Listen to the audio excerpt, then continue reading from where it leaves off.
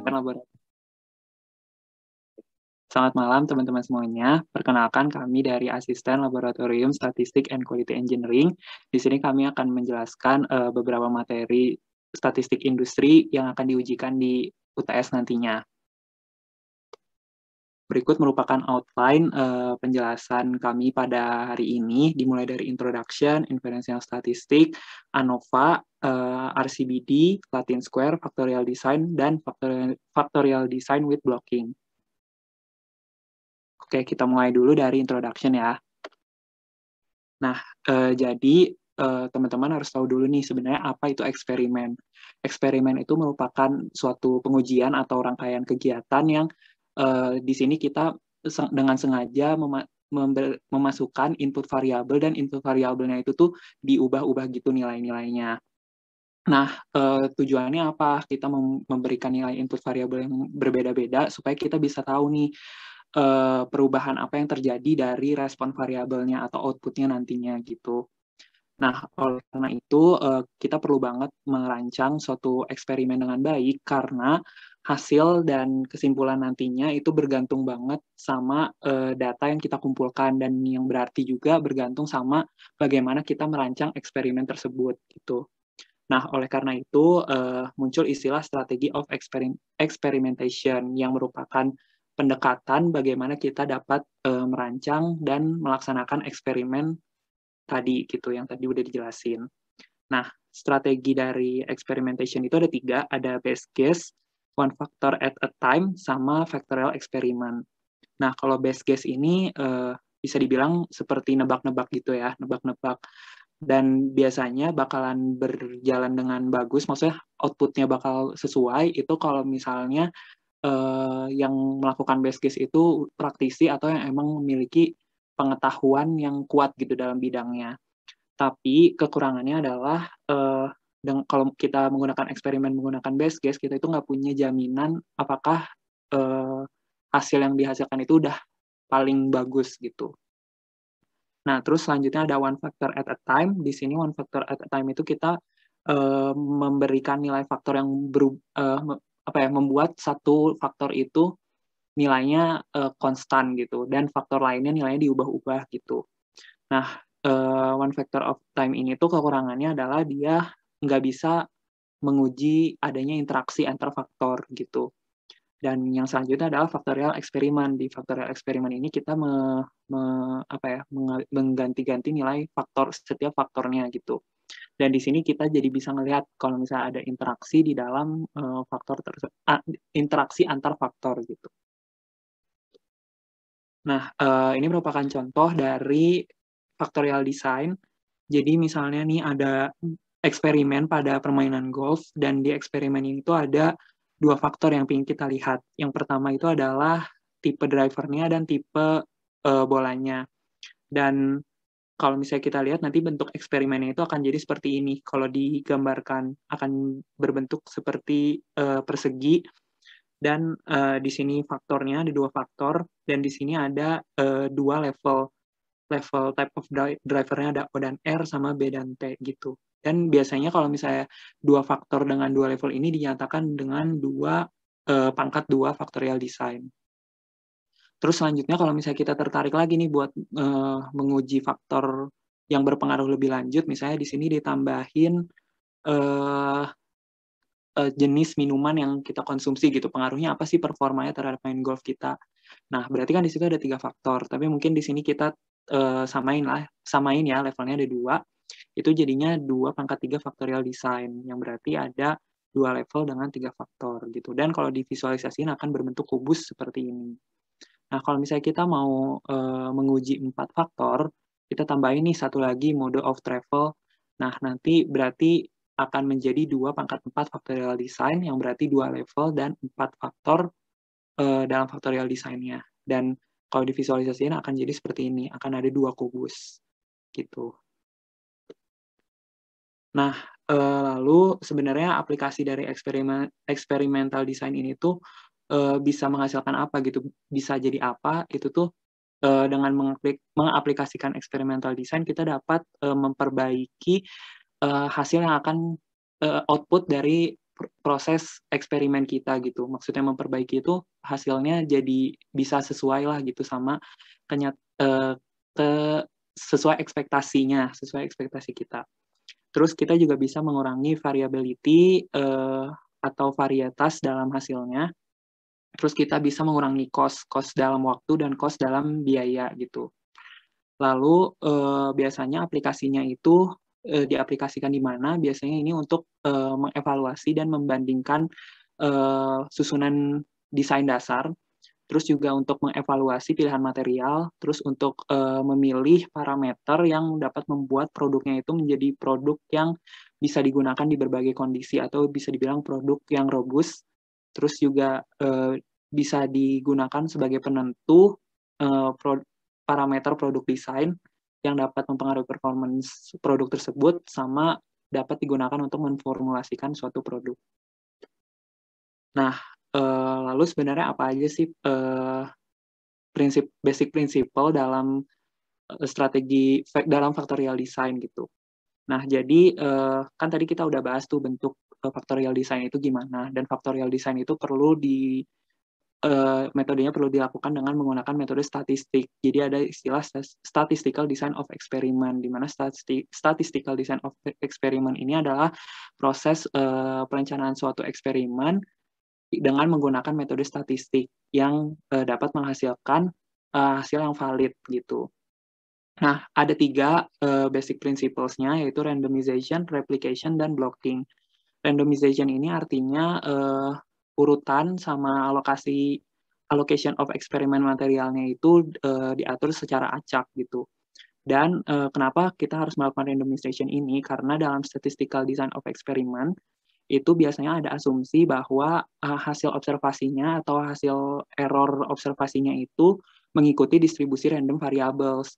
Dan dengan kita melakukan randomization ini berarti asumsinya jadi valid gitu, asumsi tersebut. Terus yang selanjutnya adalah dengan kita melakukan randomization, kita dapat menghilangkan efek dari faktor-faktor yang tidak kita inginkan gitu. Misalnya ada pengaruh dari percobaan sebelumnya dan lain-lain, dan itu bisa kita hilangkan gitu dengan kita mengaplikasikan randomization gitu. Terus yang kedua adalah replication. Replication adalah independent repeat run of each factor combination. Nah, maksudnya apa sih ini? Jadi misalnya nih, ada contoh di buku. Contohnya itu eksperimen metalurgi. Dan di eksperimen metalurgi itu dia menguji suatu spesimen yang diperlakukan di oil dan saltwater quenching ini. Nah, terus udah gitu, jika ada 5 spesimen yang kita uji di oil dan di saltwater, berarti kita punya 5 replikasi, dan berarti kita punya total observasi itu 10 gitu. Jadi 5 replikasi untuk oil dan 5 replikasi untuk saltwater, dan spesimen itu tuh berbeda-beda gitu. Jadi beda sama repeated measure. Jadi kalau repeated measure itu kan mungkin bisa dalam satu spesimen kita nguji atau ngelihat ngujinya berulang-ulang gitu. Sedangkan ini dalam spesimen yang berbeda gitu, replication itu. Nah, terus dengan melakukan replication, kita dapat mengestimasi experimental error gitu, dan kita juga dapat mendapatkan hasil estimasi yang lebih akurat dalam mendapatkan mean response-nya atau rata-rata dari responsnya gitu. Terus yang selanjutnya ada blocking. Blocking ini merupakan desain teknik untuk meningkatkan tingkat kepresisian dari faktornya gitu. Dan blocking ini tuh biasanya digunakan untuk menghilangkan controllable nuisance factors. Jadi nuisance factors itu merupakan faktor yang dapat mempengaruhi hasil eksperimen kita, padahal kita nggak tertarik untuk menguji faktor tersebut gitu. Nah, nuisance factors itu ada 3 juga jenisnya, controllable, uncontrollable, sama lurking, kalau nggak salah, lurking. Dan blocking ini bisa mengatasi yang controllable nuisance factors gitu. Nah, terus ini ada guideline eksperimen. Jadi guideline eksperimennya itu ada 7 tahap. Yang pertama kita harus memahami dulu masalahnya dan bisa menyatakan kalau masalah tersebut itu memang membutuhkan design of experiments gitu, karena banyak kalau kata bukunya itu banyak praktisi-praktisi yang masih belum bisa memahami nih sebenarnya masalah ini tuh bisa diselesaikan dengan design of experiment yang kayak gimana dan sebenarnya tujuan yang ingin dicapai itu seperti apa gitu. Jadi dari tahap ini harapannya kita bisa menentukan tujuan eksperimen itu seperti apa. Nah, setelah kita tahu masalah dan menentukan tujuannya, kita di sini memilih respon variabelnya mau apa gitu. Setelah memilih respon variabelnya, kita memilih faktor, level, dan range-nya. Sebenarnya di sini belum milih faktor levelnya, tapi lebih ke kayak kita nentuin nih faktor apa yang bisa jadi potensial faktor dan nuisance factor gitu. Nah, baru setelah setelah itu kita memilih faktor-faktornya, jadi kita bisa tahu sampel size-nya dan lain-lain. Lalu kita melakukan eksperimennya, jangan lupa untuk melakukan monitoring dalam prosesnya. Terus setelah dapat hasilnya, kita melakukan statistical analysis dengan metode statistik dan lain sebagainya. Lalu setelah dapat hasil analisis menggunakan metode statistik, kita dapat menarik kesimpulan dari hasil yang telah dilakukan. Nah, ini merupakan sejarah singkat dari historical statistical design. Jadi pertama itu ada agricultural era di sini. Pionirnya adalah Ronald Fisher dan beliau merupakan orang yang mencetuskan basic principle study yang randomization, replication, sama blocking. Dan dia juga mengenalkan statistical thinking yang mencakup factorial design dan ANOVA gitu. Era selanjutnya adalah era industrial. Di sini yang berperan besar adalah Box and Wilson sama Kiefer and Wolfowitz. Dan di sini Box and Wilson itu mengembangkan respon surface metodologi karena mereka merasa bahwa eksperimen dalam industri itu berbeda dengan agriculture. Kan sebelumnya itu agriculture era kan gitu. Nah, namun kenyataannya aplikasi dari statistical design itu kurang diterapin karena mereka lebih menerapkan response surface methodology. Dan kenapa kurang menerapkan statistical design? Karena waktu itu masih kurang pengetahuan dan sulit gitu untuk ke-training pegawai-pegawai terkait pemahaman statistik. Terus Kiefer dan Wolfowitz ini mereka mengusulkan adanya optimalisasi kriteria gitu. Namun kenyataannya aplikasi ini masih kurang diaplikasikan pada masa itu karena kurang minimnya fasilitas komputer untuk membantu apa yang mereka udah usulkan gitu. Nah, lalu ada statistical design era. Di sini pionirnya adalah Taguchi dan rekan-rekan Taguchi. Dan di sini Taguchi itu mengusulkan adanya term robust parameter design. Nah, namun di term robust parameter design ini tuh banyak kontroversi, tapi kontroversinya itu menghasilkan dampak yang positif karena karena usulan dari Taguchi, jadi pengembangan design of experiment itu jadi lebih meluas dan jadi ada pengembangan juga di perangkat lunak komputer dan di pendidikan gitu. Jadi banyak pendidikan-pendidikan yang udah menekankan statistik pada saat itu. Gitu. Oke, nah untuk pengenalan tentang materi introduction-nya udah sebenarnya, dan di sini ada beberapa latihan soal yang diambil dari UTS kelas Statin 02 tahun lalu. Nah, soal pertamanya ini bisa nih teman-teman jawab dulu sebelum nanti dibahas di slide selanjutnya. Oke, kalau misalnya udah jawab, mungkin bisa kita next ya. Oke. Oke, balik lagi. Nah, jadi yang pertama ini kan sebutkan 3 kaidah yang perlu diperhatikan. Nah, sebenarnya tadi udah dibahas 3 kaidahnya adalah randomization, replication, dan blocking. Tuh, jadi jawabannya B, E, dan F. Nah, next. What term, bla bla bla, to independent variables have effect when they are in combination. Nah, di sini kata kuncinya adalah when they are in combination. Berarti itu jawabannya ada interaction. Nah, di pilihannya kan ada nuisance factors. Nah, nuisance factor itu merupakan faktor yang punya dampak yang besar, tapi kita nggak tertarik terhadap faktor tersebut di penelitian kita, gitu. Jangan lupa ya terhadap nuisance factors ini, gitu.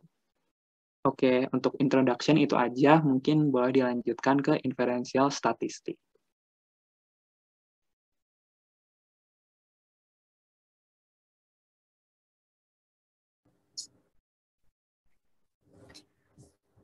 Selamat malam semuanya. Sekarang kita akan lanjut ke bagian kedua dari ASIS kali ini, yaitu Inferential Statistics. Jadi di sini kita akan mereview juga sedikit tentang materi-materi yang mungkin teman-teman sudah pernah dapatkan sebelumnya.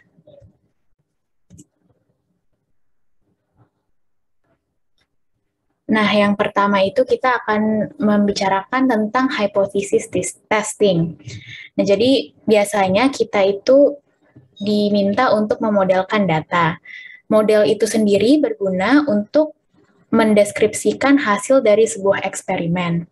Nah, ini ada contoh dari model yang simple, YIJ sama dengan mu I tambah EIJ. Nah, EIJ di sini itu melambangkan random error dari komponen dalam sebuah model. Selanjutnya, setelah memodelkan, kita biasanya juga akan menentukan statistical hypothesis. Statistical hypothesis ini adalah sebuah statement tentang parameter atau distribusi probability dari parameter model. Nah, di sini contohnya itu null hypothesis atau H0-nya itu mu1 sama dengan mu2. Lalu ada juga two-sided alternative hypothesis. H1 itu mu1 tidak sama dengan mu2. Lalu ada juga beberapa tipe dari error. Di sini ada dua contohnya. Yang pertama itu alpha atau type 1 error, di mana P itu mereject H0 dan H0-nya betul. Terus ada juga tipe kedua yaitu beta atau type 2 error, di mana P gagal atau fail to reject H0 dan H0-nya itu false. Selanjutnya, kita akan menggunakan two sample t-test untuk membandingkan dua treatment rata-rata dari sebuah desain randomized design. Lalu kita juga akan menggunakan p-values dalam hypothesis testing.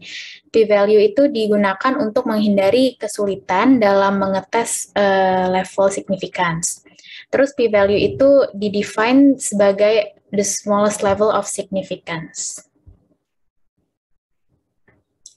Nah, selanjutnya kita juga akan mengecek assumptions dengan t-test. Mungkin teman-teman sudah pernah melakukan ini di praktikum kemarin. Biasanya itu kita menggunakan normal probability plot untuk mengecek equal variance dan asumsi normalitas. Di sini ada contoh normal probability plots dari tension bond strength dalam sebuah eksperimen atau percobaan semen di Portland. Nah, ketika asumsi ini tidak terpenuhi, t-test performance-nya itu akan terpengaruhi. Maka dari itu, apabila hal ini terjadi, yang bisa kita lakukan adalah mentransformasi datanya untuk menyelesaikan masalah. Mungkin kemarin teman-teman juga sudah ada yang mencoba mentransformasi data dalam praktikum karena asumsi ini tidak terpenuhi. Nah, selanjutnya itu confidence intervals. Jadi, hypothesis testing itu memang berguna. Itu adalah sebuah prosedur yang berguna. Tapi terkadang dia tidak bisa menceritakan keseluruhan dari model. Maka dari itu, kita juga perlu untuk menyediakan confidence interval. Nah, di sini ada probability statement contohnya, yaitu P, L kurang dari sama dengan theta, kurang dari sama dengan U, sama dengan 1 minus alpha. Di mana L di sini itu melambangkan lower confidence limits, U melambangkan upper confidence limits, dan 1 minus alpha melambangkan confidence efficient. Nah, selanjutnya kita juga bisa membandingkan a single mean to a specified value. Jadi, terkadang kita nanti mungkin akan menemukan beberapa eksperimen yang hanya membandingkan satu populasi rata-rata terhadap sebuah nilai. Hipotesisnya itu biasanya H0, mu sama dengan mu0. Nah, untuk case seperti ini, teman-teman bisa menggunakan one sample z-test statistik. Rumusnya bisa dilihat di sini. Lalu ada juga rumus dari perfect confidence interval dari true population. Sekarang kita akan masuk ke contoh soal yang pertama. Jadi di sini ceritanya ada sebuah supplier fabrik dari perusahaan manufaktur tekstil. Nah, si pelanggan ini ingin mengetahui apakah lot average breaking strength-nya itu melebihi 200 PSI. Nah, apabila begitu, pelanggan ingin menerima lotnya. Karena dari pengalaman-pengalaman sebelumnya, reasonable value for variance of breaking strength-nya itu 100 PSI kuadrat. Jadi hipotesisnya itu bisa dilihat seperti ini. Yang pertama, H0-nya itu mu sama dengan 200, lalu H1-nya itu mu lebih dari 200. Nah, perlu ditekankan juga bahwa ini adalah one-sided alternative hypothesis. Maka dari itu, kita hanya akan menerima lot apabila null hypothesisnya dapat ditolak atau rejected. Nah, dalam menyelesaikan masalah ini, diambil 4 spesimen secara random, dan dari 4 spesimen tersebut, rata-rata breaking strength-nya itu 214 PSI. Nah, value dari tes statistiknya itu bisa dilihat di sini. Tadi dia menggunakan z-test titiknya, didapatkan nilai 2,8. Nah, di sini type 1 error atau type 1 error itu didapatkan, dan didapatkan nilai Z itu 1,645 dari appendix tabel yang teman-teman bisa lihat di belakang buku. Nah, p-value yang akan dihitung akan hanya menggunakan area dari upper tail of the standard normal distribution, karena ini merupakan alternatif hipotesis yang one-sided atau satu sisi. Didapatkan p-value-nya itu 0,00256. Maka dari itu, kita bisa mereject atau menolak H0, dan dapat disimpulkan bahwa lot average breaking strength-nya melebihi 200 PSI. Nah, di sini ada rumus apabila teman-teman ingin mengetes rata-rata apabila variansnya diketahui. Jadi, teman-teman nanti bisa menyesuaikan dengan kebutuhan rumus mana yang akan dipakai. Lalu di sini ada juga rumus ketika teman-teman ingin mengetes means of normal distributions, tetapi variansnya tidak diketahui. Jadi seperti yang pertama tadi, teman-teman juga bisa menyesuaikan dengan kebutuhan masing-masing dan dapat mencari rumusnya di tabel yang berikut ini. Nah, selanjutnya ini, kalau yang tadi itu kita mengetes means, kalau ini sekarang kita mengetes variances of normal distributions. Jadi kali ini yang dites itu variancesnya, hipotesisnya juga bisa disesuaikan, dan rumus-rumus teman-teman juga bisa disesuaikan. Ini ada contoh dari tes variance.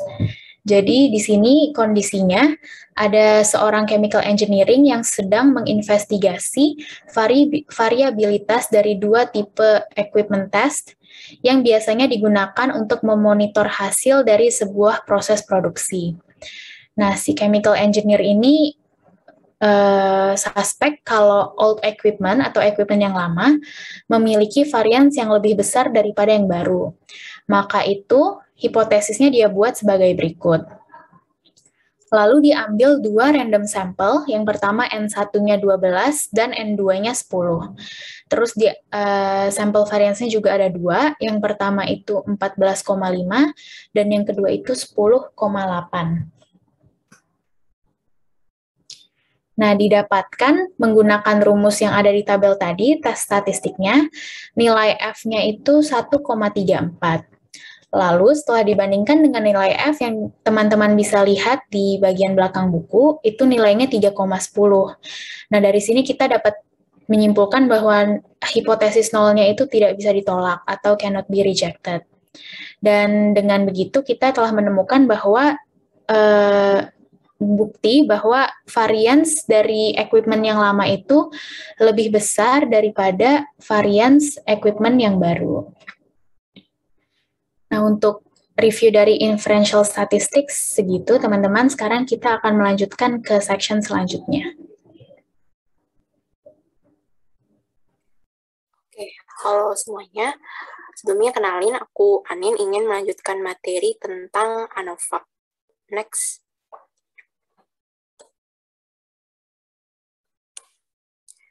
Jadi tujuan dari ANOVA itu adalah untuk mencari tahu apakah perubahan atau eksperimen yang dilakukan berpengaruh pada hasil percobaan. ANOVA itu sebenarnya ada 2, ada fixed effect model dan random effect model. Nah, untuk kali ini dibahasnya untuk fixed effect model, karena random effect model akan dibahas setelah UTS. Lalu ada dua term penting, yaitu level atau treatment dan replication. Di tabel 3.2 ini ada tabel untuk single factor eksperimen. Bisa dilihat ada treatment atau level yang disimbolkan sebagai A. Jadi, treatment itu adalah apa yang kita lakukan. Misalkan, kita mau analisis pengaruh tutup wadah terhadap suhu makanan ketika manasin di microwave. Nah, kita bisa kasih treatment eksperimen berupa wadah yang ditutup dan wadah yang nggak ditutup. Jadi, ada dua treatment atau dua level. Terus kalau replication itu observation-nya, misalkan untuk wadah ditutup, kita lakuin eksperimen sebanyak 5 kali ngangetin makanan, berarti replikasinya ada 5, kayak gitu. Next. Selanjutnya ini ada model dari single factor analysis dan hipotesisnya. Untuk hipotesisnya itu kita bandingin nilai mu-nya buat H0 itu mu treatment ke-1, mu treatment ke-2, sampai mu treatment ke A itu sama nilainya. Nah, kalau H1 itu at least ada satu mu yang berbeda. Lebih jelasnya nanti kita bahas di contoh soal. Lanjut. Nah, di sini ada rumus-rumus yang penting karena sering keluar di soal gitu pakai rumus ini. Nah, kita bahas dari degree of freedom. Jadi, degree of freedom itu kan jumlah dia dikurang 1. Misalkan, buat degree of freedom treatment itu berarti jumlah treatment dikurangin 1. Terus buat degree of freedom total berarti N besar dikurangin 1. N besar itu didapetin dari A kali N kecil. A itu jumlah treatmentnya, N kecil itu jumlah replicate-nya. Nah, buat error itu kenapa N besar dikurangin A? Karena error itu ada di setiap treatment. Bisa dilihat error within treatments. Berarti asumsinya di treatment pertama ada satu error, di treatment kedua ada satu error, dan seterusnya. Maka dari itu, degree of freedom-nya total dikurangin jumlah treatment. Bisa dilihat juga ada rumus mean square treatment dan mean square error, di mana rumusnya itu SS-nya dia dibagi degree of freedom-nya dia. Terus, kita juga akan dijadikan H0 jika F0 itu lebih dari nilai F pada tabel distribusi yang ada di appendix tabel 4. Next. Nah, terus di sini ada sum of square treatment. Semoga kelihatan, jadi di sini ada average dari YI dot. Nah, YI dot ini adalah nilai itu treatment yang menandakan treatment. Jadi misalkan treatment ke-1 totalnya itu berapa observasinya. Terus treatment kedua itu hasil observasinya ada berapa yang ada di total sini, kayak Y1 dot, Y2 dot, dan seterusnya. Next. Terus di sini ada sum square total, rumusnya dia pakai YIJ. Nah, berarti I itu treatment, J-nya itu replikasinya. Misalkan treatment ke-1, replikasi ke-1, berarti yang Y11. Terus misalkan treatment kedua, replikasi ke-1, berarti yang Y21. Pokoknya yang ada di observation ini. Biar kebayang, kita masuk ke contoh soal. Next. Nah, ini ada contoh soal di buku. Jadi ada seorang engineer yang ingin tahu hubungan antara RF power dengan etch rate. Nah, di observasi ini dia ada 4 level, ada 4 jenis RF power gitu yang dipakai, dan ada 5 kali replikasi. Next. Nah, kita cari tahu masing-masing dari rumus tadi. Misalkan, buat nyari SS total. Nah, ini rumusnya dia pakai YIJ kuadrat. Nah, YIJ kuadrat ini yang ada di sini, yang ada di observe etch rate. Misalkan yang replikasi treatment ke-1, replikasi 1 tuh 575 dikuadratin, 542 dikuadratin, terus pokoknya hasil masing-masing ini tuh dikuadratin dan dijumlah. Lalu dikurang dengan Y dot dot. Y dot dot ini total dari seluruh observasinya yang udah dimarahan ini, yang 12.355. Itu dikuadratin dibagi dengan N besar. N besar kan tadi A kali N. Jumlah treatment dikali jumlah replikasi, yaitu 4 dikali 5, hasilnya 20 kan. Jadi SS totalnya segini deh. Next. Terus ke SS treatment, ini ada rumusnya seper N kecil. Nah, N kecil kan replikasi. Jadi 1/5 dikali YI dot dikuadratin. YI dot ini yang ada di total YI dot ini, yang 2756 itu dikuadratin, terus 2937 dikuadratin, dan seterusnya terus dijumlah. Lalu dikurangin dengan YI dot kuadrat, itu yang 12.000. Tadi 12.355 dikuadratin dibagi N besar, yaitu 20. Dapat DSS treatment-nya. Terus lanjut ke SS error-nya, tinggal SS total dikurangin SS treatment. Next. Terus ini udah di sum up, pokoknya ada sum of square dan degree of freedom tadi yang udah kita cari. Nah, selanjutnya bisa dicari MS treatment-nya dengan cara SS treatment dibagi degree of freedom treatments, dan juga MS error itu sum of square-nya dibagi degree of freedom-nya. Udah setelah dapetin mean square-nya, dapetin F0-nya dengan cara MS treatment dibagi MS error-nya. Nah, ini kalau misalkan di UTS tuh biasanya soalnya berupa tabel, ada sum of square, degrees of freedom, sama mean square-nya, tapi ada bagian yang rumpang, misalkan disuruh cari mean square treatment-nya, tapi di sum of square treatment-nya itu kosong. Nah, itu kita bisa cari dari SS error-nya. Misalkan yang diketahui itu SS error sama SS total. Kita bisa cari tahu dong SS treatment-nya gimana. Kan tadi SS error itu SS total dikurangin SS treatment. Gitu. Dapat kan SS treatment-nya. Dicari deh MS treatment-nya berapa. Gitu. Lanjut. Nah, ini lanjut kita cari tahu apakah kita mereject H0 apa enggak. Itu kita bisa cari tahu dari tabel distribusinya. Jadi di soal ini juga diketahui level of significance-nya itu 0,05. Ya udah kita cari di tabel distribusinya itu yang 0,05. Terus di sini kita cari yang V1. V1 itu degree of freedom treatment-nya, yaitu 3 kan. Terus V2-nya itu degree of freedom totalnya, yaitu 16. Didapetin deh 3,24. Nah, ini menunjukkan bahwa F0 itu masih lebih besar dari 3,24, yang artinya kita mereject H0 atau RF power itu mempunyai pengaruh terhadap H rate-nya. Nah, tapi kenapa p-value-nya kurang dari 0,01? Jadi, kan kita udah tahu nih 0,05, F0-nya masih lebih besar. Kita coba cari yang lebih akurat di tabel 0,01. Nah, ternyata masih tetap F0-nya lebih besar, jadi ditulisnya yang paling kecil ini lebih kurang dari 0,01. Nah, sebenarnya ada cara lebih cepat sih buat dapetin p-value ini.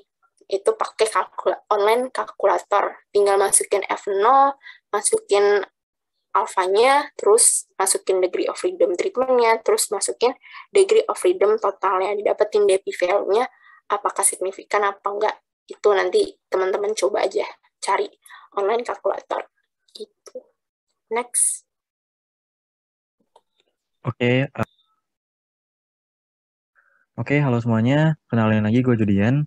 Gue mau lanjutin dari Anin, masih tentang ANOVA, tapi sekarang kita masuk ke model edukasi checking. Jadi, kalau misalnya kita bikin sebuah eksperimen, apalagi kalau dia adalah factorial design misalnya, atau Latin Square, atau RCBD, atau apapun itu kan basisnya kan ANOVA ya. Nah, model edukasi checkingnya adalah kita harus ngecek apakah model itu cukup, dan basisnya itu adalah dari ANOVA. Nah, jadi asumsinya itu biasanya ada 3, yaitu yang pertama normality of residual. Jadi yang normal itu residualnya, bukan datanya. Nah, terus yang kedua itu independence of errors. Jadi nggak ada korelasi antara percobaan yang sebelumnya dengan percobaan yang sesudahnya. Terus yang ketiga homogeneity of variances. Nah, kita coba lihat dari yang pertama dulu, yang paling kiri normality of residuals. Jadi yang diplot itu data residualnya atau errornya. Nah, kalau misalnya kita plot berdasarkan normal probability plot, itu seharusnya titik-titik datanya itu mengikuti garis merah. Biasanya kalau di Minitab ada garis merah ya. Kalau ini garis yang diagonal. Nah, jadi residual of datanya itu harus terdistribusi secara normal kayak gitu. Terus ini juga bisa kalau misalnya di Minitab ya ada normalitas. Jadi data-data residualnya dibuat normalitas, dan kalau misalnya p-value-nya lebih dari 0,05 artinya residualnya udah normal kayak gitu. Terus yang kedua, independence of errors. Ini juga sama, independence-nya errornya bukan datanya. Nah, jadi samplingnya itu harus dibuat secara random gitu. Dibuat secara random biar kita menghindari bias, dan masing-masing percobaannya itu, masing-masing samplingnya itu kita harus lakukan secara independen. Nah, kalau misalnya kita lihat di plot yang run order on time ini, jadi run order of time ini dari kiri ke kanan itu kita masuk ke percobaan ke 1, 2, 3, dan seterusnya gitu. Jadi dari kiri ke kanan tuh urutan percobaannya. Nah, kalau kita lihat di sini kan dia cenderungnya acak ya. Dia nggak ada pola tertentu. Entah itu naik, entah itu turun, entah itu pola siklus kan nggak ada. Nah, karena dia nggak ada pola tertentu, maka kita bisa bilang bahwa dia independen kayak gitu. Nah, terus yang ketiga, homogeneity of variances. Ini jadi variansi dari dependent variable-nya itu harus sama. Jadi jarak dari data yang paling atas, jadi kan ini ada grup-grup data gitu ya, yang lurus secara vertikal. Nah, jarak dari data paling atas sampai data paling bawah itu kalau bisa konstan dari kiri ke kanan gitu. Yang kiri, grup yang paling kiri jaraknya sama dengan jarak yang ada di grup data yang kanannya, terus seterusnya kayak gitu. Jadi intinya kalau misalnya kita lihat dari sini nih, jarak datanya nggak terlalu jauh ya dari atas ke bawah antara grup satu sama grup yang lainnya kayak gitu. Nah, kalau misalnya di Minitab, ini mungkin kalian juga udah nyoba di praktikum kalian, ini pakai Levin test untuk memastikan nih apakah variansinya ini homogen apa enggak gitu. Kalau misalnya hasil dari Levin testnya itu p-value-nya lebih dari 0,05, berarti dia udah cukup homogen kayak gitu. Gitu aja. Mungkin kalau dari contoh soalnya, kalau misalnya untuk model equation checking ini lebih ke hafalan kali ya. Jadi 3 ini mungkin bisa diingat-ingat aja: normality, independence, sama homogeneity. Oke, next.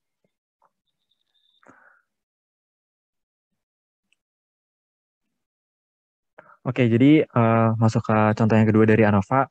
Mungkin gak jauh beda sama yang udah dijelasin sama Anin sebelumnya.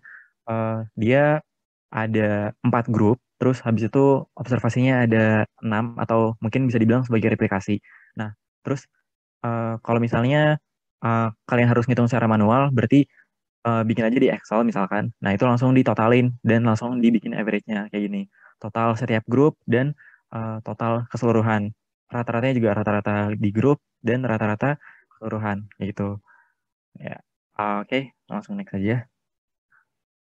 Karena tadi rumusnya udah disebutin sama Anin, jadi kita langsung aja terapin ke sini. Soal yang kedua. Jadi yang pertama kita cari SST-nya dulu nih. SS total. SS total itu dari kuadrat dari setiap datanya nih. Jadi data yang tadi setiap replikasinya, setiap grupnya itu kan punya data masing-masing ya. Itu dikuadratin. Nah, setelah dikuadratin itu ditambah, dijumlahin. Nah, setelah dijumlahin dikurang sama jumlah dan dikuadratin, terus dibagi sama N besar nih. N besar itu 24. Karena tadi ada 4 grup dan 6 replikasi. Jadi 4 kali 6, 24. Gitu. Terus ya udah dapat hasilnya 59,43. Terus buat SS treatment, ini juga sama kayak tadi, 1/6. 6 itu N kecil. N kecil itu replikasinya 6. Nah, terus kalau 60,75 kuadrat ini adalah total dari setiap grupnya. Kita kuadratin. Habis itu setelah dikuadratin kita jumlahin. Kayak gitu. Terus pengurangnya sama kayak SST, 273,35 kuadrat per 24. Ini sama. Terus habis itu setelah dijumlahkan atau dikurangi jadinya dapat 15,74. Nah, terus sisa SS error. Nah, kalau SS error gampang, tinggal SS total dikurangin SS treatment. Dapatlah 43,69 gitu. Oke, sekarang kita buat di summary table-nya DF, kayak yang tadi udah disebutin juga. DF itu dari jumlah grupnya dikurangin 1. Tadi grupnya ada 4, jadi 4 kurang 1, 3. Terus habis itu totalnya itu 24 kan tadi, karena N besar itu 6 kali 4, 24. Terus habis itu dikurangin 1, jadi 24 kurang 1 sama dengan 23, kayak gitu. Errornya juga sama, ya tadi. Next-nya SS. SS-nya tinggal taruh aja dari yang udah kita hitung sebelumnya. Terus, nah kalau MS ini tinggal SS dibagi DF-nya. Jadi misalnya MS untuk grup berarti 13,74 dibagi 3, dapatlah 5,25. Terus MS untuk error tinggal 43,69 dibagi 20. Jadi SS dibagi DF-nya. Gitu. Oke. Terus untuk F0, untuk F0-nya juga sama kayak tadi, tinggal MS grupnya atau MS treatment-nya dibagi dengan MS error. Nah, dapatlah 5,25 bagi 2,18 itu kira-kira 2,4. Nah, sebenarnya kita bisa lihat ya F0 ini dari tabel F gitu, dari tabel F. Tapi kalau misalnya kalian nggak punya waktu untuk nyari, kalian bisa cari di kalkulatornya. Kalkulatornya ada di internet, ya bisa cari aja, terus langsung dapat p-value-nya. Nah, karena kita dapat p-value-nya 0,1, maka we fail to reject null hypothesis, dan ternyata perbedaan antara grupnya itu tidak signifikan gitu. Oke, next.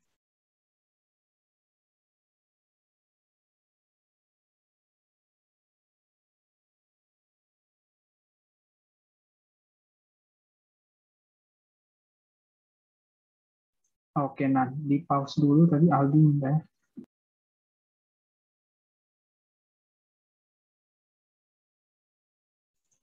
Oke, halo semua. Perkenalkan, saya Andreas Parasian.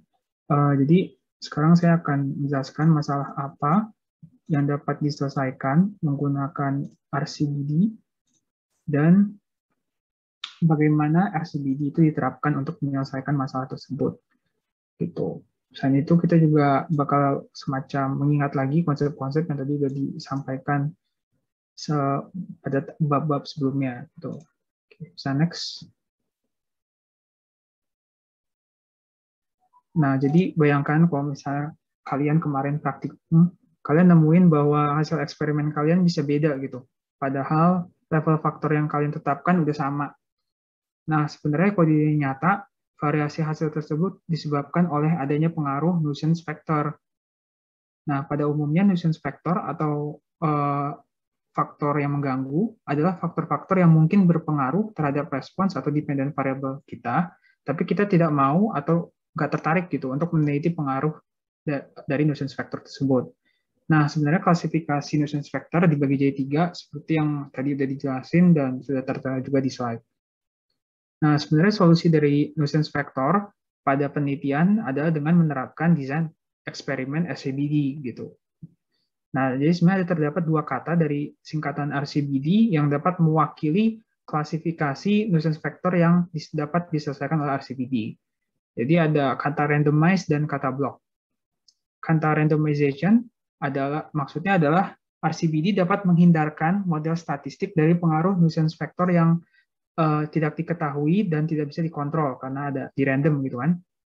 Sedangkan kata block pada RCBD artinya adalah RCBD dapat mengeliminasi pengaruh nuisance factor yang kita tahu pengaruhnya dan dapat kita kendalikan nilai atau pengaruhnya.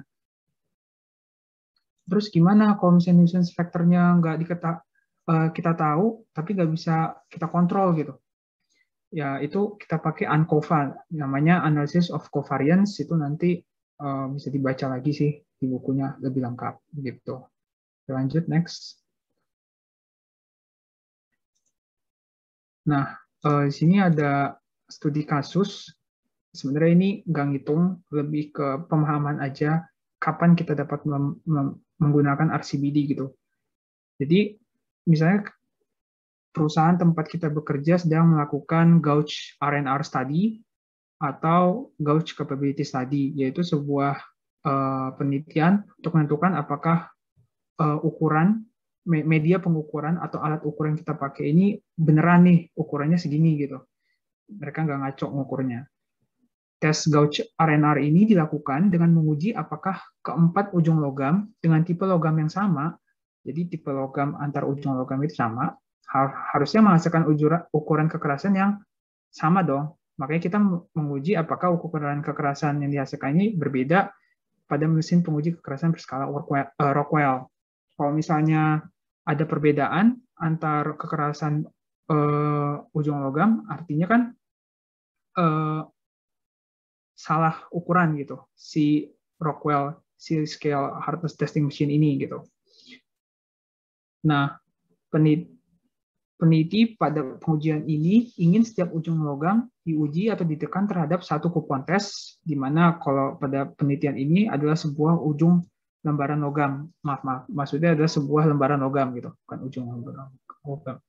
Karena peneliti ingin setiap ujung logam diuji sebanyak 4 kali, maka kita dapat menyimpulkan bahwa diperlukan 4 ujung logam kali 4 kali uji. Berarti 16 kali eksperimen dengan masing-masing eksperimen punya satu kupon tes yang berbeda-beda, ya kan? Ini.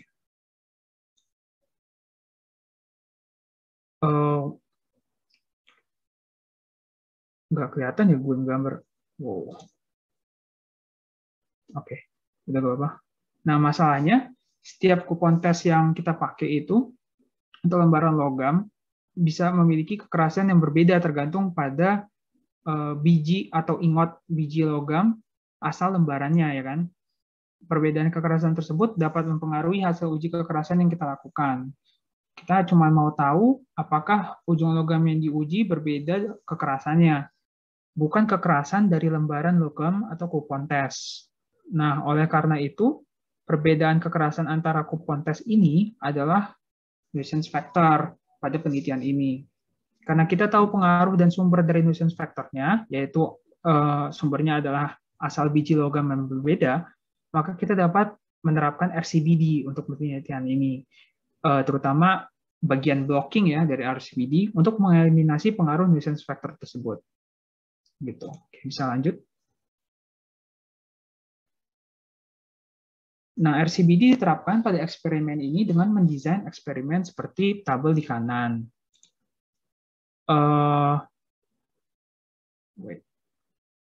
Gambar dulu. Seperti tabel di kanan. Dapat dilihat ya, pada tabel di kanan ini lembaran logam dikelompokkan berdasarkan asal biji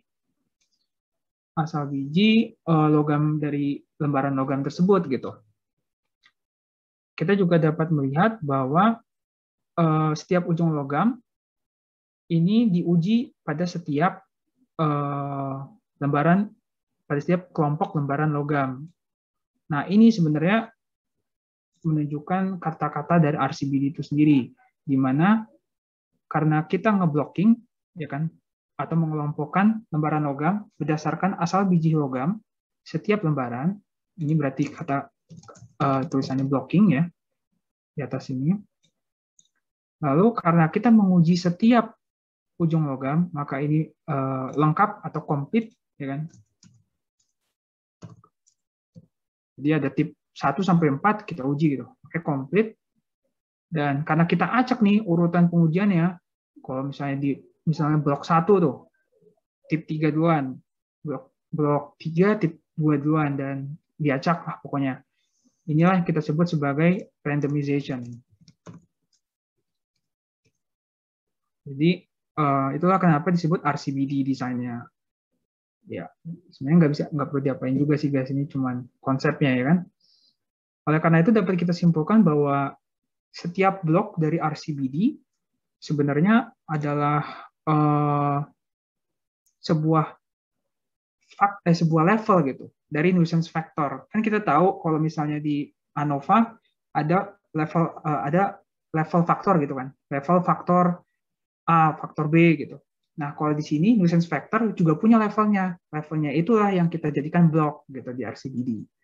Nah, dalam kasus ini levelnya adalah tes kupon atau lembaran logam yang ditekankan si ujung logam itu. Nah, berarti kesimpulan keduanya adalah setiap blok adalah semacam bukan hambatan sih ya, adalah menghambat adanya randomisasi dari nuisance factor. Jadi dia sama gitu. Bukan sama sih, tapi lebih terkontrol lah, nuisance factor-nya terkontrol. Selain itu, karena tadi ya randomization, setiap pengujian di tiap blok itu di random. Nah, karena udah dikontrol nih nuisance factor-nya, maka seharusnya variabilitas atau perbedaan data hasil observasi antar blok itu bisa berbeda besar, karena kan nuisance factor-nya ada ya antar blok. Tapi kalau di dalam blok, di antara data point di setiap blok, itu seharusnya perbedaannya secara relatif lebih kecil gitu daripada perbedaan data point antar blok. karena udah kita blocking gitu kan. Oke, jadi itu lanjut dari rekan gue, Aldi.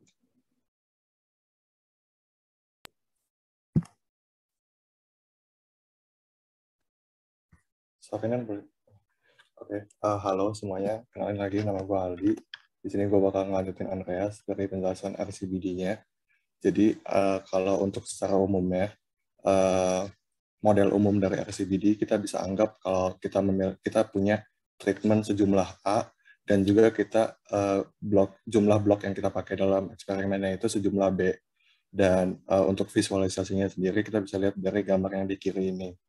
Jadi teman-teman kalau kalian masih suka kebalik-balik blok itu kayak gimana, jadi kalau secara umumnya biasanya blok itu kalau di dalam tabel atau di dalam visualisasi lainnya itu biasanya blok itu digambarin dari bagian kolomnya atau yang vertikalnya, sedangkan kalau untuk yang treatment itu biasanya yang baris atau yang horizontal.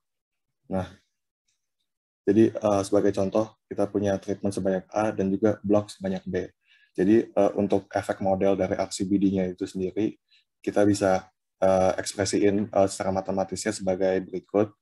Dan kemudian untuk hipotesisnya itu adalah untuk H0, itu adalah mean dari setiap treatment yang kita gunakan itu semuanya sama atau equal. Dan untuk H1 atau hipotesis alternatifnya itu adalah apabila ada at least salah satu mean dari treatment-nya itu tidak sama dengan mean treatment yang lain. Oke, jadi selanjutnya kita masuk ke persamaan dasar dari ANOVA di RCBD-nya. Jadi untuk persamaan yang pentingnya itu sebenarnya adalah SST sama dengan SS treatment, ditambah SS block, ditambah SS error. Dan untuk rumus-rumus yang ada di bawahnya itu adalah turunannya aja sih. Jadi bagaimana kita bisa menghitung SST dan masing-masing variabel tersebut. Tapi mungkin yang di sini kita mau highlight adalah yang rumus yang di bawah, kumpulan rumus yang di bawah yang kita kotakin itu. Jadi biasanya rumus-rumus tersebut yang biasanya kita pakai dalam kalkulasi kalau kita mau hitung manual, either di Excel atau di software hitung-hitungan lainnya. Jadi ini selanjutnya ada table summary dari RCBD-nya.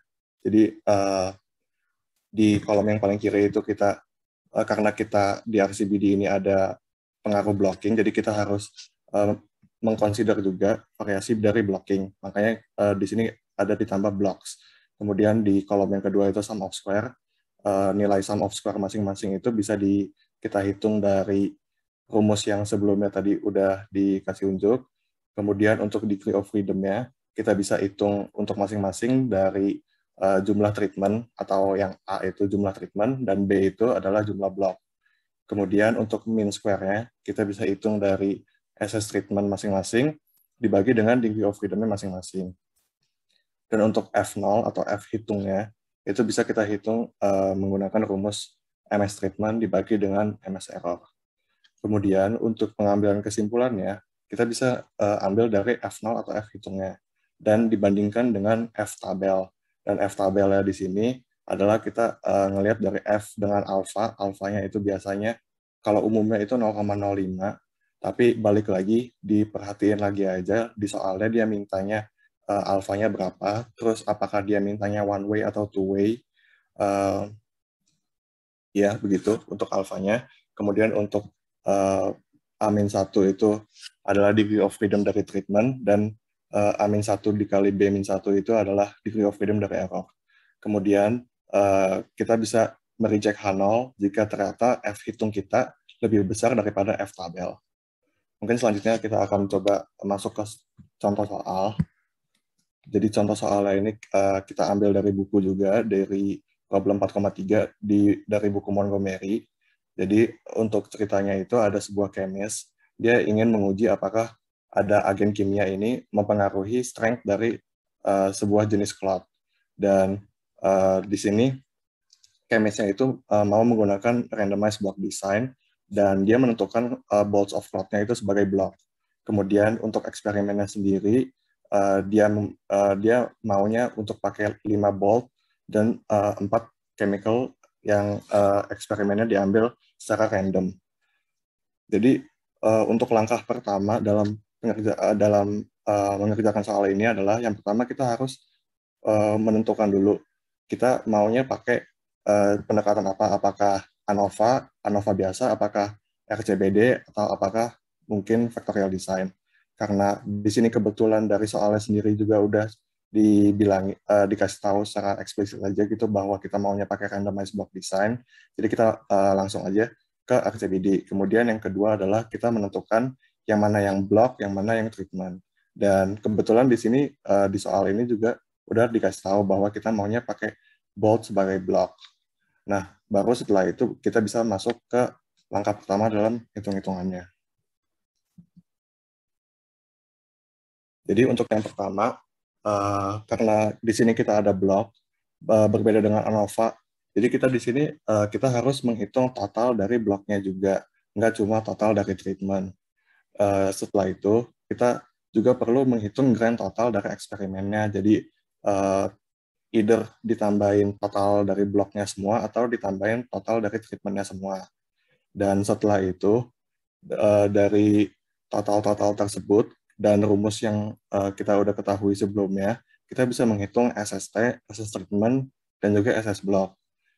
Dan kemudian untuk SSE-nya sendiri itu kita bisa peroleh dari SST dikurang SS treatment dikurang SS block. Dan untuk contoh soal kali ini, perhitungannya adalah sebagai berikut.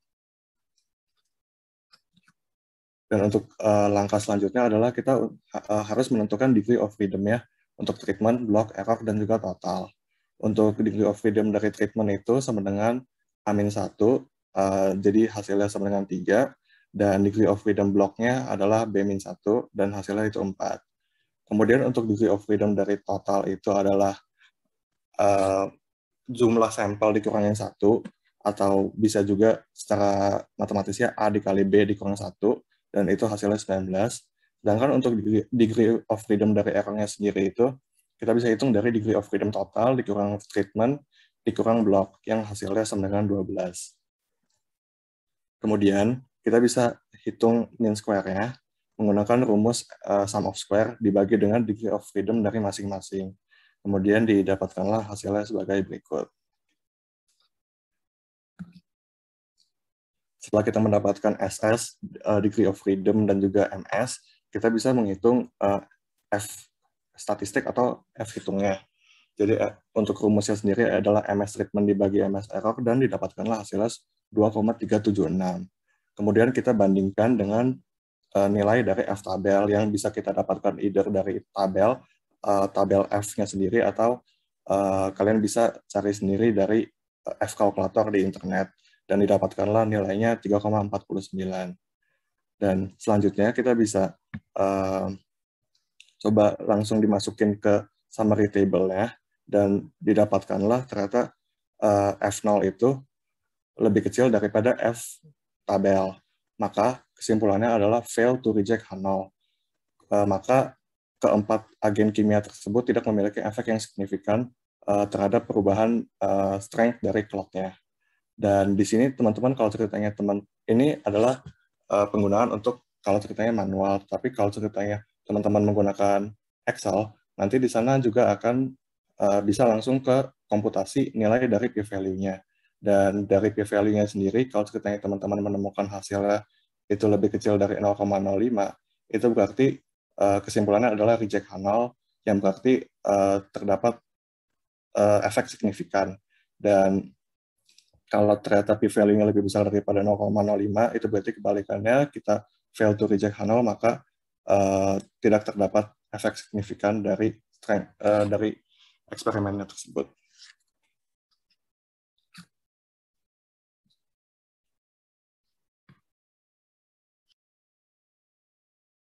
Oke, kenalin semuanya, gue Diva, dan sekarang pengen lanjutin materi, dan sekarang kita bakal ngomongin Latin Square, Greco-Latin Square, sama BIBD.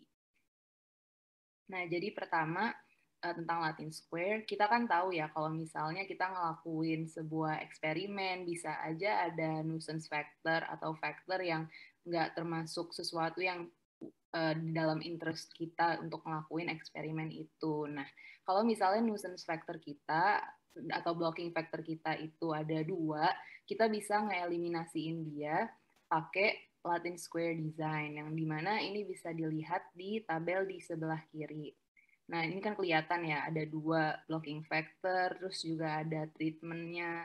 Nah, terus ciri-ciri dia tuh treatmentnya pakai huruf Latin. Nah, terus buat Latin Square, dia punya ANOVA kayak gini. Ini kira-kira mirip juga ya sama ANOVA-ANOVA sebelumnya. Cuman yang beda paling di perhitungan ada huruf Latinnya kan ini. Nah, jadi di Y kuadrat J di bagian treatment itu bakal beda. Nah, ini buat contoh soalnya ya.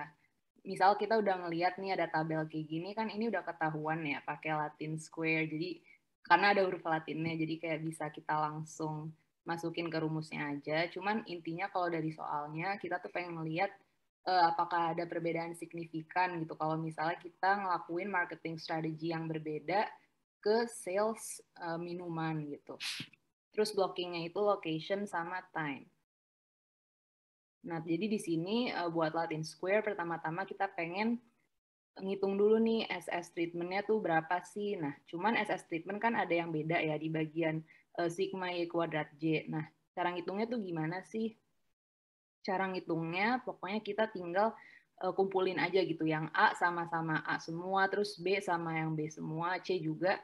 Nah, jadi misal yang A nih, ini semuanya dijumlah yang A. Misalnya ada 61, ada 57, 64, sama 57 lagi. Ini semuanya dijumlah. Terus sama juga sama huruf-huruf Latin semuanya. Ntar masing-masing kita kuadratin. Terus habis kita kuadratin, kita dapatkan sigma Y kuadrat J-nya berapa. Nanti tinggal kita masukin ke rumus treatment. Sisanya perhitungannya sama aja. Nah, terus sampai akhirnya ada p-value-nya nih. P-value-nya kan 0,09 ya tandanya. Dia kan di atas 0,05. Nah, karena dia di atas 0,05, tandanya nggak ada perbedaan yang signifikan dalam sales sebuah minuman itu gitu. Kalau marketing strateginya berbeda-beda. Jadi intinya di sini null hipotesisnya tuh jangan di reject karena nggak ada perbedaan yang signifikan. Oke, sekarang masuk ke Greco-Latin Square Design. Sebelumnya kenalkan, nama gue Gilang. Jadi Greco-Latin ini adalah bentuk superimpose atau modifikasi dari Latin Square yang udah jelaskan sebelumnya. Dan Greco-Latin itu juga punya ciri khas untuk melakukan blocking secara 3 arah pada 3 nuisance factors. Selain itu juga Greco-Latin juga melibatkan 4 faktor yang disusun dari baris, kolom, huruf Latin, dan tambahan huruf Yunani. Di sini contohnya ada alfa, beta, sama delta, dan gamma. Terus tujuan utamanya juga untuk meminimalisir eksperimental dan atau measurement error dan memperbanyak faktor yang bisa dilibatkan dalam penelitian tanpa menambahkan pengulangan eksperimennya. Dan juga dapat dilihat di tabel di bawah ya, kalau dilihat itu pengaturan huruf Latin dan Greek letters-nya itu juga random pada setiap kolom dan baris gitu. Terus juga bisa dilihat di sampingnya ada rumus statistical model sama seperti mirip-mirip sebelumnya kayak Latin Square. Tambahannya ada di huruf omega untuk Greek treatment effect aja sih sebenarnya. Dan experimental error sama juga NID. Lanjut. Di sini ada rumus ANOVA ya. Overall sama kayak Latin Square. Terus juga ada tambahan rumus juga untuk Greek-nya. Di sini sama ada untuk area penolakan. Rumusnya degree of freedom dari P kurang 3 dikali P kurang 1. Boleh lanjut? Nah, ini ada contoh soal. Jadi ceritanya ada perusahaan manufaktur ban yang ingin mengukur tire wear atau tingkat pemakaian ban. Terus juga ada faktor-faktornya itu ada 4 ya. Ada cuaca, terus ada model mobilnya juga, ada posisi rodanya, dan di depan daerah pengemudi atau passenger side, sama yang di belakang juga. Terus juga ada merek-merek rodanya nih, ada 4. Dan masing-masing faktor tersebut punya 4 level. Yang di-assign di dalam Latin itu posisi rodanya, dan untuk yang Yunaninya atau Greek letternya itu merek bannya. Jadi pertama yang harus dilakuin itu sebenarnya sama kayak Latin tadi, kita tuh jumlahin berdasarkan tiap huruf Latin dan Greeknya dari setiap kolom. Misalkan Greek A nih, itu dari 20 tambah 19 tambah 25 tambah 25 kita dapat Latin 89. Dan juga sama buat Greek letternya, yang dari alpha sampai gamma begitu. Terus selanjutnya kita bisa masuk ke perhitungan ANOVA-nya. Jadi pertama kita tuh ngitung sum of square-nya. Dengan nilai-nilai barusan nih, Latin dan Greek-nya itu dikuadratkan, ditambahkan, dan dibagi jumlah P-nya, yaitu 4. Selanjutnya dikurangi dengan corrective mean-nya, yaitu total dari semua yang ada di tabel, dikuadratkan 295, dibagi 16, atau jumlahnya. Didapatkan nih hasil p-value dari faktor posisi roda dan merek rodanya, didapat p-value yang kurang dari 0,5, maka didapat kalau terdapat perbedaan rata-rata yang signifikan pada masing-masing faktor tersebut, yang kita bisa teliti lebih lanjut nih dengan t-test individu. Dan kesimpulan lanjutannya kita juga menolak H0. Lanjut. Nah, ini kita juga masuk ke BIBD atau Balance Incomplete Block Design. Sesuai namanya, incomplete berarti ada beberapa treatment yang kosong atau nggak bisa dijalanin, diantaranya karena salah satu keterbatasan sumber daya penelitiannya atau yang lain-lain. Dan sesuai nama juga, balance di sini berarti ketimpangan tersebut harus merata pada setiap blocking gitu, pada dilihat di tabel di bawah. Jadi kayak setiap blok tuh masing-masing ada yang hilang tuh 1 gitu, incomplete-nya hanya 1. Nggak misalkan di blok 1 hilangnya 3, di blok 4 isi semua begitu. Oke, lanjut. Nah, selanjutnya di sini ada ANOVA dari BIBD itu sendiri. Nah, ini intinya ngitungnya mirip juga sama sebelumnya, cuman yang beda itu di rumus treatment-nya dan juga di rumus treatment-nya. Di mana di rumus treatment ini kan ada QE kuadrat dan juga ada lambda. Nah, buat lambdanya sendiri bisa ditemuin pakai rumus ini. Nah, sedangkan buat yang QE ini tuh adjusted total dari treatment di baris tertentu gitu. Nah, kenapa ada adjusted ini? Karena kan dia incomplete ya, jadi perlu di-adjust biar dia bisa terhitung sebagaimana seharusnya. Nah, jadi pakai rumus ini. Nah, terus buat BIBD, contohnya di sini kita pengen melihat apakah ada nggak sih perbedaan yang signifikan dari kita memakai katalis ke perbedaan dari time reaction percobaan ini gitu. Nah, jadi buat ini sebenarnya ngitungnya sama. Nah, jadi di sini kita pengen nge-highlight gimana sih ngitung QE-nya gitu kan. Nah, buat ngitung QE-nya, kita kan lihat ya di sini di rumus QE itu ada YJ, yang mana YJ-nya itu didapat dari kotak yang di atas ini kan. Nah, terus habis itu buat YJ ini yang perlu kita ketahuin adalah hati-hati karena kita nggak boleh nge-include YJ yang mana dia itu di kolom tersebut dia itu tuh ada missing value gitu. Misalnya di sini, bentar ya, pengen coba di annotate. Misal di sini ada min 3 ya. Di sini ada min 3, gimana sih cara dapet ini? Pakai rumus ini, QE ini benar. Nah, terus buat YJ-nya itu sendiri, kita tandanya mesti nge-exclude kolom yang kosong di baris pertama gitu. Kita kan melihat di sini di baris pertama yang kosong itu kan di sini ya, di kolom ketiga.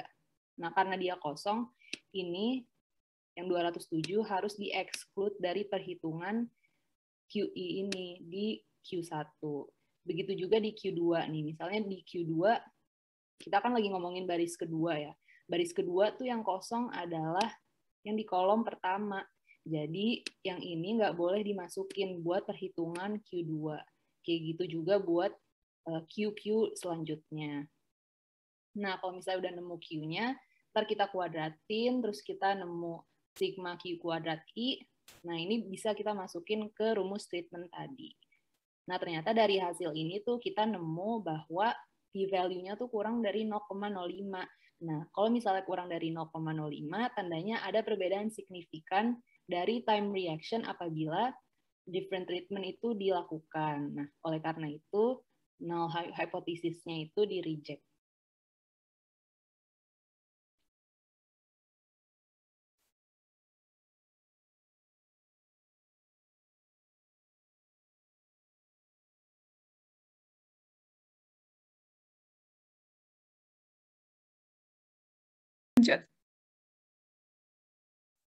Oke, halo semuanya. Dilanjutin lagi. Di sini ada factorial design. Di mana definisi itu factorial design tuh bakal nge-involve 2 atau lebih faktor. Nah, dalam setiap aplikasinya itu kita tuh tertarik buat nge-inspect possible combination, semua combination yang mungkin dari setiap level faktornya. Termnya sendiri itu ada 2 yang paling utama, yaitu main effect sama interaction. Di mana main effect itu merupakan perubahan hasil yang ada akibat perubahan level pada suatu faktor. Contohnya di sini tuh ada faktor A sama B, di mana masing-masing itu punya level low sama high. Nah, main effect dari faktor A itu bisa didapat dari lihat perbedaan respon rata-rata saat low level dan high level dari A, di mana perbedaan itu sebesar 21. Jadi dapat disimpulkan bahwa increasing faktor A dari low level ke high level itu bakal nyebabin perubahan sebesar 21 unit. Next-nya itu ada interaction. Interaction itu bakal terjadi kalau misalkan ada perbedaan respons pada level faktor nggak sama. Jadi contohnya, perbedaan respon A pada high level itu dan low level faktor B, perbedaan itu sebesar 30 sama 28 ini. Nah, karena keduanya ini bukan angka yang sama, bisa disimpulkan bahwa the effect A itu depends on the level chosen for faktor B. Jadi, efek darinya itu tergantung pada level yang ada pada faktor B-nya. Terus dapat disimpulkan juga kalau misalkan dari hasil itu terdapat interaksi antara faktor A dan faktor B. Nah, ini tuh biasanya kita lihat juga dari si factorial plotnya itu, di mana kalau misalkan ada interaksi, mereka bakal cross-section satu sama lain. Sedangkan kalau misalkan mereka nggak ada interaksi, berarti bakal secara biasa paralel kayak gini. Terus advantage dari gunain factorial design ini sendiri itu yang pertama, mereka lebih efisien daripada one factor at a time eksperimen.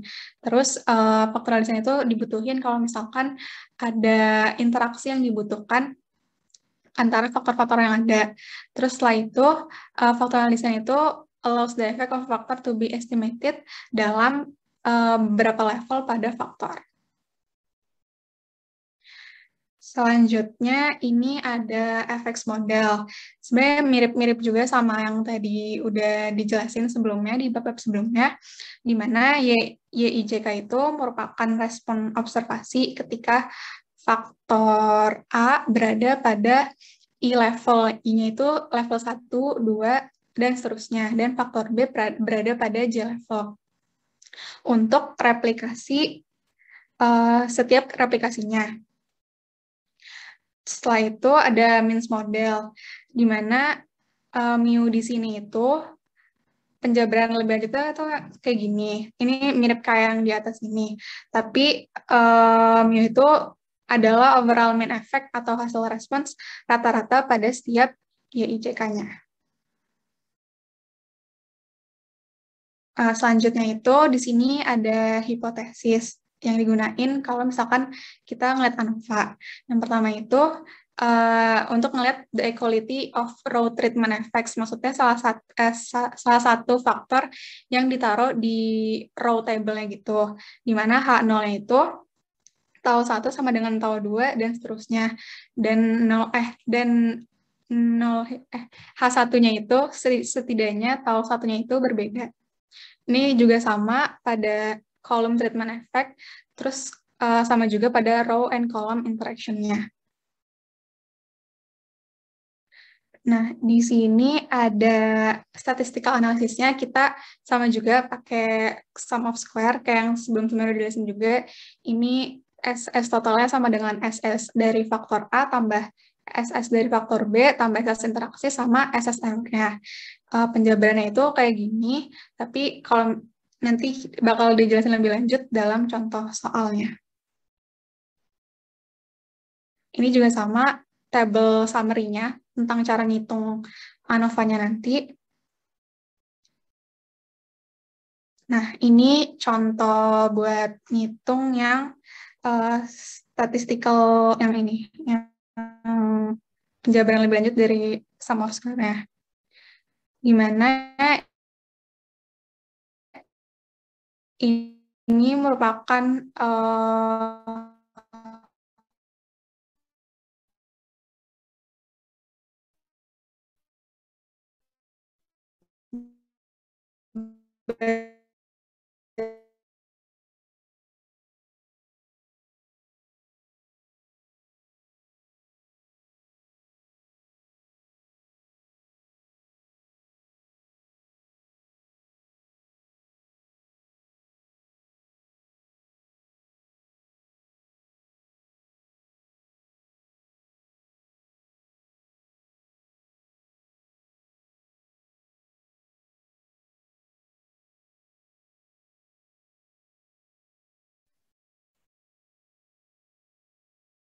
Oke, lanjut ke contoh soalnya. Di sini show-in respon dari live data in hour dari sebuah battery design eksperimen, di mana mereka analisis dari faktornya material type sama temperatur, masing-masing pada 3 level. Nah, untuk setiap hasilnya direplikasi sebanyak 4 kali. Yang bulat-bulat ini, 539,623, itu merupakan rata-rata respons dari setiap dari keempat replikasinya. Ini kayak misalkan 539 itu didapat dari 130 tambah 155 tambah 74 tambah 180 terus dirata-ratain.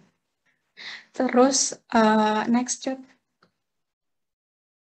Nah, untuk SST-nya sendiri didapat tadi dari hasil kuadrat setiap hasil eksperimennya. Terus dibagi ABN-nya. Y dot kuadrat dibagi ABN, dikurang. Terus dari SS material sendiri, itu semua angka-angka ini dapatnya dari tabel yang di sebelumnya. Sebenarnya tinggal dimasukin aja angka-angkanya sama rumus-rumusnya. Terus nanti dapat buat nyari SS-nya itu kita ngurangin SS total, kurang SS material, kurang SS temperatur, kurang SS interaction. Hasilnya sebesar yang ini, 18,230. Next. Nah, ini hasil dari ANOVA-nya. Untuk F0 sendiri di sini ada 7,91, 28,97 sama 3,56. Nah, untuk nentuin apakah dia signifikan atau enggak, untuk material type, interaksi antara material type sama temperatur sendiri, karena nilai F-nya itu lebih besar dari F-test 0,05, denominator 4 dan numerator 4 denominator 27, karena dia lebih besar daripada 2,73, jadi kita bisa simpulkan kalau misalkan interaksinya itu signifikan. Nah, hal ini juga terjadi pada masing-masing dari faktor material types dan temperatur. Terus kita juga bisa lihat dari p-value-nya, yang dimana kalau misalkan p-value lebih kecil daripada 0,05, dapat dibilang kalau misalkan hasil yang ada itu signifikan terhadap percobaan. Next. Nah, ini merupakan interaction plot yang ada. Kalau misal karena di sini merupakan cross section gitu, setiap lainnya berarti bisa dibilang kalau interaksi dari setiap faktor itu signifikan. In general, dari hasil faktor yang dari plot yang ini tuh dapat dilihat kalau misalkan longer life itu di-attain pada saat temperatur yang rendah, terlepas dari jenis materialnya. Terus analisis lebih lanjutnya dapat lihat juga di bawah ini. Terus next. Nah, di sini ada multiple comparison. Multiple comparison itu digunain untuk membandingin significance difference yang ada pada mean. Contohnya karena contoh yang sebelumnya tadi interaksinya itu signifikan, kadang untuk ngeliat difference-nya itu samar-samar, jadi nggak terlalu showing. Nah, kita tuh bisa ngeatasinnya untuk cari difference-nya dengan nge-fix faktor B at a specific level. Terus kita apply-in si Tukey test-nya. Ini contohnya, kalau misalkan contoh yang tadi, kita tetapin si temperatur itu pada 70 Fahrenheit. Dan kita lihat untuk material type 1, material type 2, dan 3 tuh masing-masing di 70 derajat Fahrenheit itu responnya berapa, kita rata-ratain, dapat yang sebelah sini, yang ke paling kiri, terus yang tengahnya kita coba lihat si Tukey test itu berapa. Di sini dapatnya 45,47. Nah, kita bandingin untuk masing-masing material type-nya, kita bandingin kayak misalkan yang ini 3 versus material 3 versus material pertama.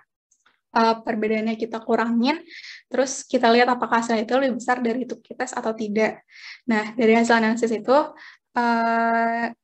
dapat disimpulkan bahwa pada saat temperatur 70 itu battery life-nya sama untuk material 2 dan 3, tapi umumnya itu lebih kecil untuk material 1. Terus next. Selanjutnya, lanjut ke estimate model parameters dan sample size. Jadi di estimate model parameters ini kalau di buku lebih ke teori sih. Jadi dia ngejelasin buat ngitung ini itu pakai least square. Jadi lebih ke teori dan kemungkinan buat PG keluar kayak gini kecil, tapi tetap gue jelasin aja. Terus lanjut ke choice of sample size. Jadi sample size itu kita lihatnya pakai ini V kuadrat. Jadi kita nyari V kuadrat. Jadi habis kita dapat V kuadrat ini, kita cari di chart, di appendix chart V, ada di bagian-bagian terakhir buku. Jadi ada dua cara ngitungnya, ada ketika D is not known, jadi difference-nya itu nggak dikasih tahu, itu pakai rumus yang ini. Dan kalau misalnya D-nya itu dikasih tahu, difference between rumusnya dikasih tahu pakai rumus yang ini, difference between columns-nya dikasih tahu pakai rumus yang ini, dan to interaction effect dikasih tahu difference-nya pakai rumus yang ini. Dan kalau misalnya buat UTS gitu sih, biasanya soal ini kayaknya kemungkinan keluarnya kecil. Terus lanjut ke assumption of number of interaction in a two-factor model. Ini cuma kalian harus bisa tahu sih kalau ini tuh nggak ada interaksi atau ada interaksi, dan ini bisa dilihat nggak ada interaksi karena nggak ada tanda yang tau sama beta di dalam kurung. Jadi ini kayak benar-benar ini yang faktor pertama, ini faktor kedua, dan itu nggak ada interaksi. Lalu ada juga one observation per cell. Jadi one observation per cell itu dia tuh nggak ada replikasi. Dan kalau di sini ini kan banyak rumusnya, tapi yang gue tekanin mendingan latihannya di rumus-rumusnya kayak gini aja. Jadi pokoknya yang harus kita tekanin itu adalah apabila F0 itu lebih besar daripada F alfanya, tandanya null hipotesisnya itu di reject. Karena kalau misalnya soal PG-PG itu biasanya udah dikasih tahu misalnya sum of square-nya berapa, terus jumlah levelnya berapa. Jadi kita tinggal masuk-masuk ke rumus aja. Jadi dan kita juga harus hafal gitu degree of freedom. Kalau misalnya faktor A itu A-1, kalau faktor B itu B-1.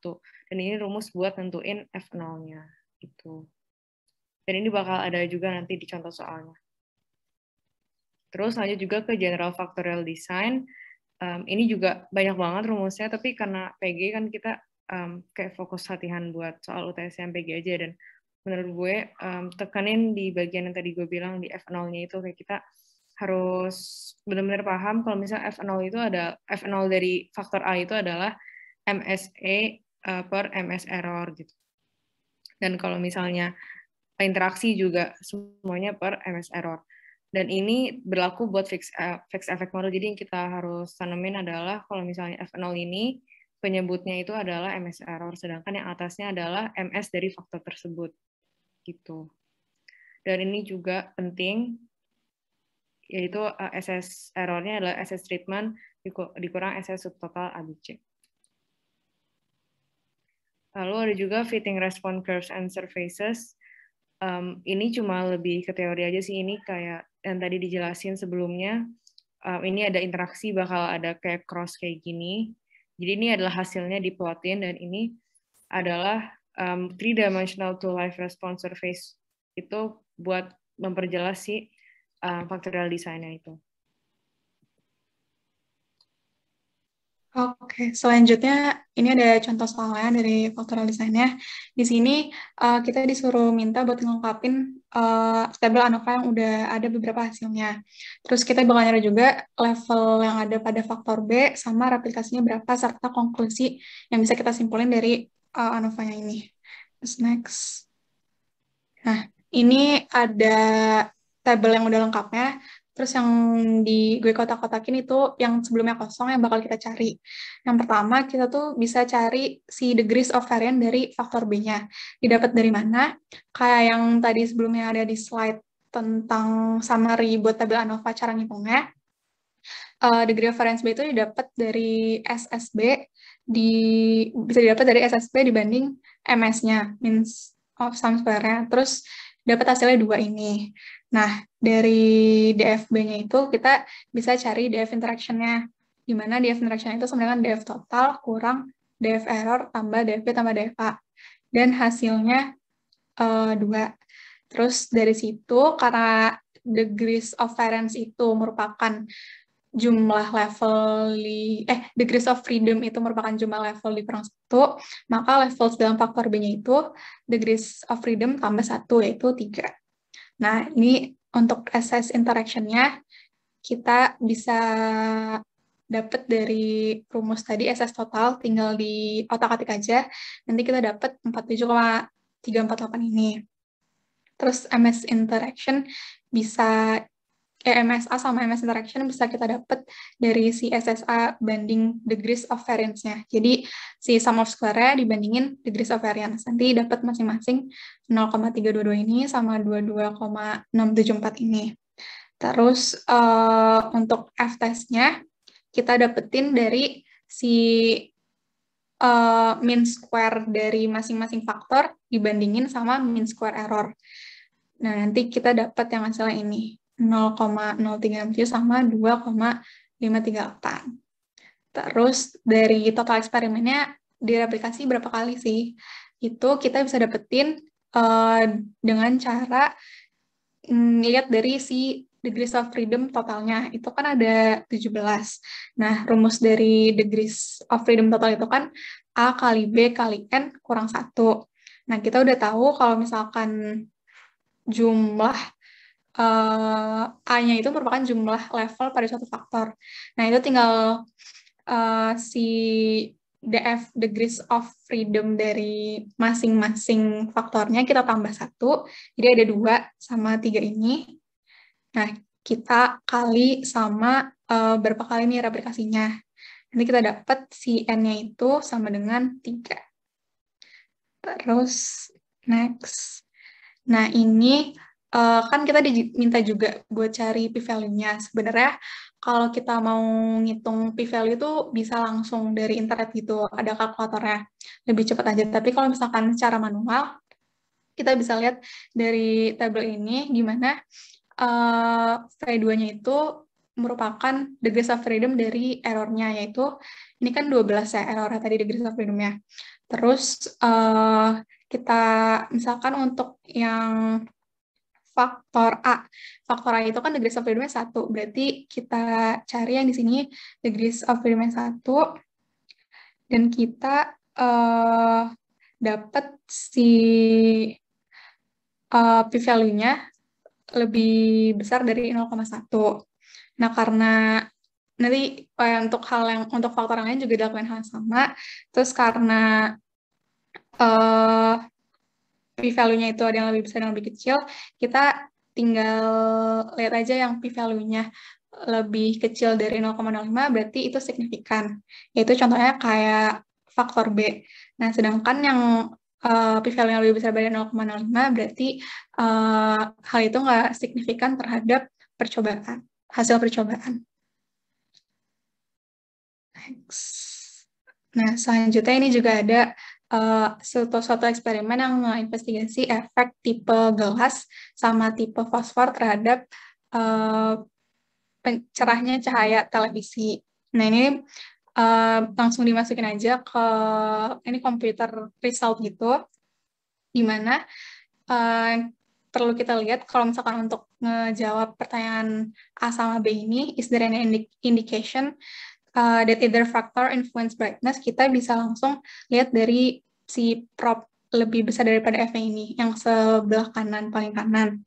Nah, kalau misalkan value-nya itu lebih besar daripada, lebih kecil daripada 0,05, berarti itu nge-indicate kalau misalkan signifikan terhadap percobaan, di mana di sini kan rata-rata semuanya lebih kecil daripada 0,05 ya. Jadi buat faktor untuk fosfor tipenya dan glass tipenya itu influence the brightness-nya karena signifikan. Terus do the two factors interact? Karena di sini A dan B-nya p-value ini 0,01, berarti there is no interaction effect. Next. Oke, lanjut. Ini gue ambil dari kuis tahun lalu gitu. Emang ini simpel tapi menurut gue harus diingat-ingat banget. Jadi misalnya dikasih tahu ada F0 sama F alfanya. Jadi pegangannya adalah kalau misalnya F0-nya itu lebih besar dibandingkan F alfanya, kita reject the null hypothesis atau tandanya signifikan gitu. Jadi ini jawabannya adalah reject the null hypothesis.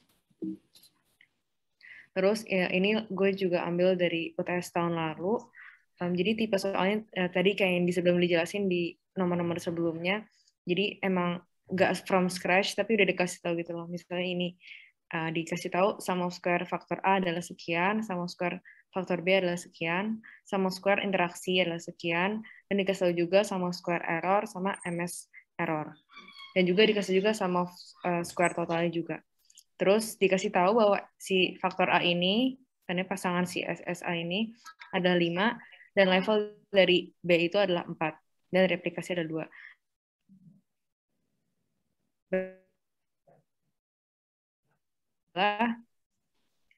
MS faktor A dibagi MS error, karena ini fixed model.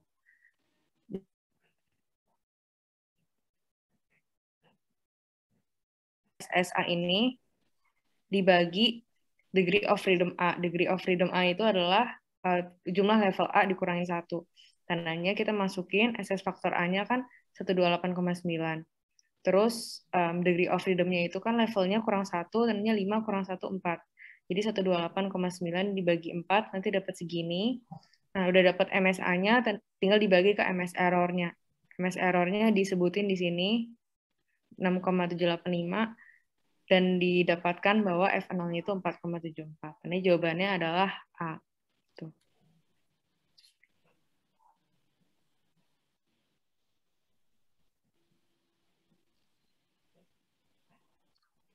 Sekian untuk factorial design.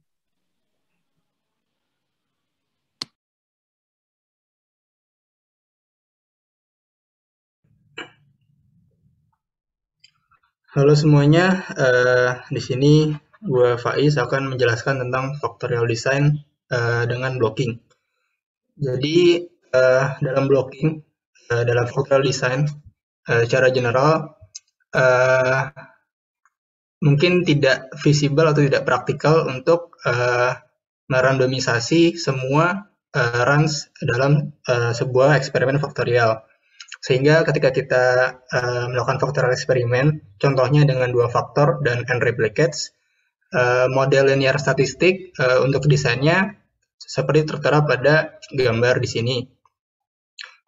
Lalu jika diaplikasikan blocking yang digunakan untuk mengeliminasi efek dari known and controllable nuisance factor seperti yang sudah dijelaskan sebelumnya.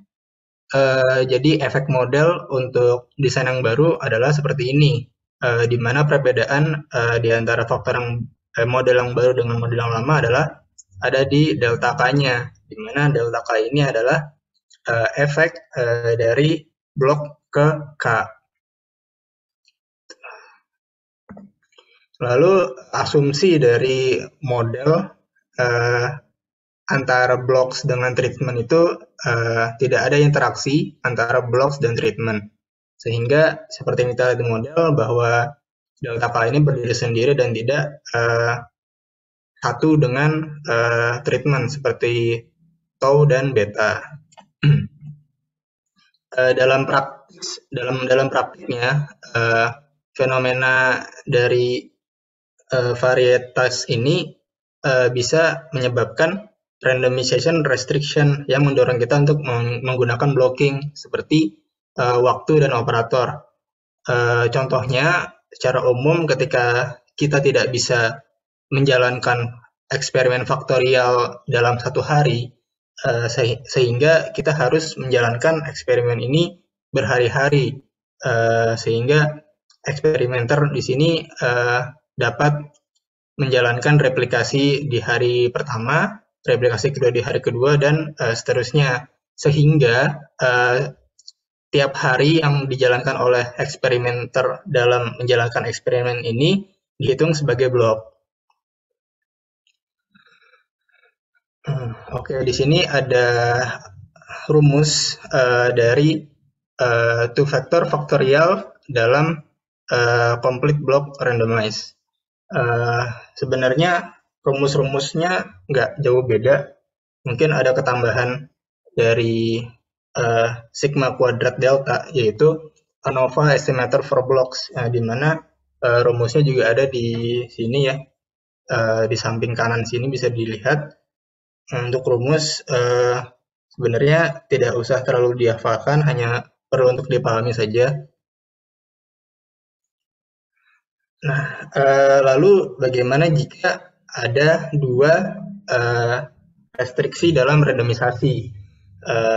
Jika ada kasus seperti ini, masing-masing dengan P level, ketika number of treatment combination dalam K factorial design sama dengan jumlah dari level restriksinya, maksudnya adalah ketika P sama dengan A, B dikali M, maka factorial design dapat dijalankan menggunakan P kali P Latin square. Contohnya seperti yang bisa kita baca juga di buku, itu modifikasi dari radar target detection experiment. Di sini terdapat dua faktor, yaitu filler type dan ground clutter. Filler type berisi 2 level dan ground clutter berisi 3 level.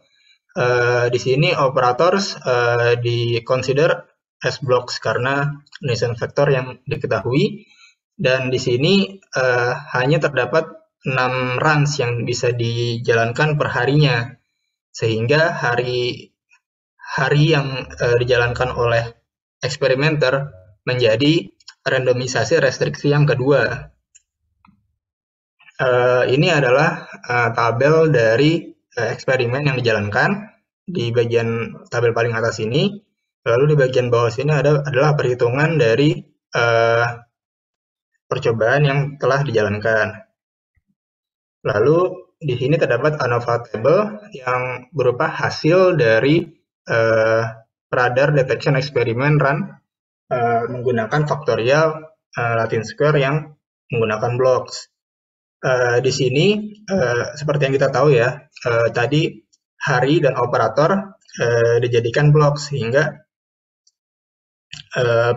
perbedaannya adalah blok di sini dirinci lagi sebagai hari dan operator.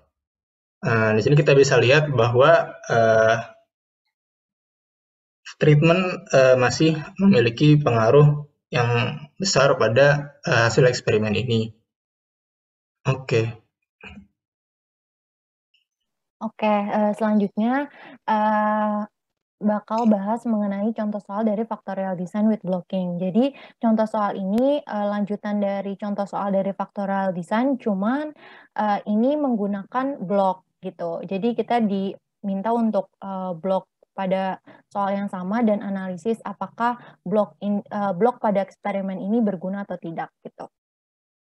Jadi untuk menghitung sum square-nya untuk phosphor type bisa dilihat menggunakan rumus ini. Sebenarnya sama saja untuk menghitung sum of square dari interaction A, interaction B maupun interaction keduanya AB, yang hanya membedakan adalah adanya sum of square pada blok. Boleh di next.